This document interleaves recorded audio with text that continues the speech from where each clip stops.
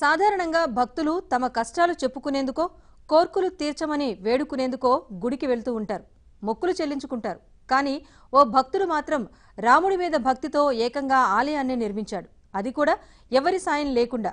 Designing నుంచి మేస్త్రీ పనుల వరకు అన్నీ తానే అయి గుడి నిర్మాణాన్ని పూర్తి చేశాడు.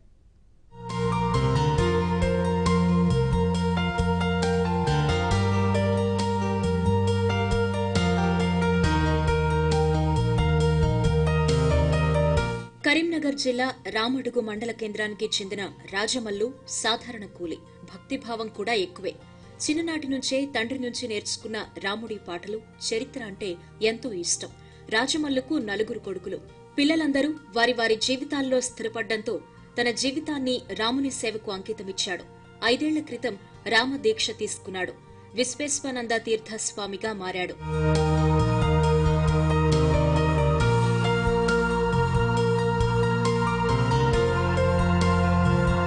దేశంలోని ప్రధాన ఆలయాలను సందర్శించిన రాజమల్లు వివిధ ప్రాంతాల్లోని ఆధ్యాత్మిక గురువులను కలిశాడు.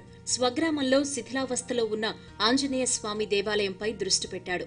అదే స్థలంలో శ్రీ లలిత రాజరాజేశ్వర స్వామి సీతారామాలయాన్ని నిర్మించాలని నిర్ణయించుకున్నాడు. ఇందుకు గ్రామస్తులు సహకరించలేదు.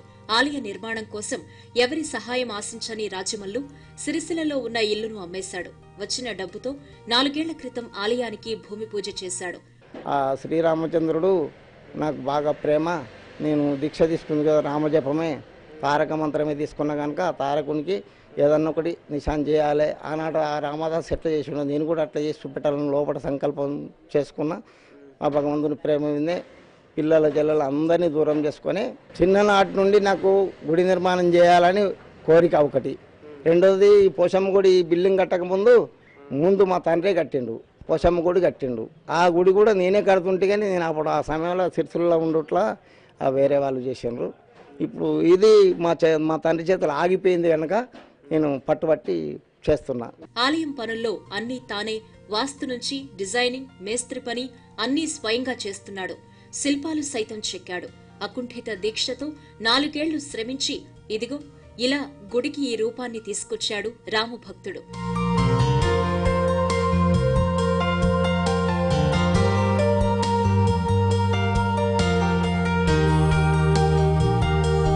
సహజంగా రాముడు, శివుడు ఒకే చోట ఉండే అవకాశాలు తక్కువ.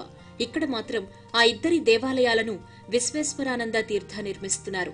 రాముడికి, శివుడికి వేర్వేరు గోపురాలు సైతం నిర్మించడం విశేషం.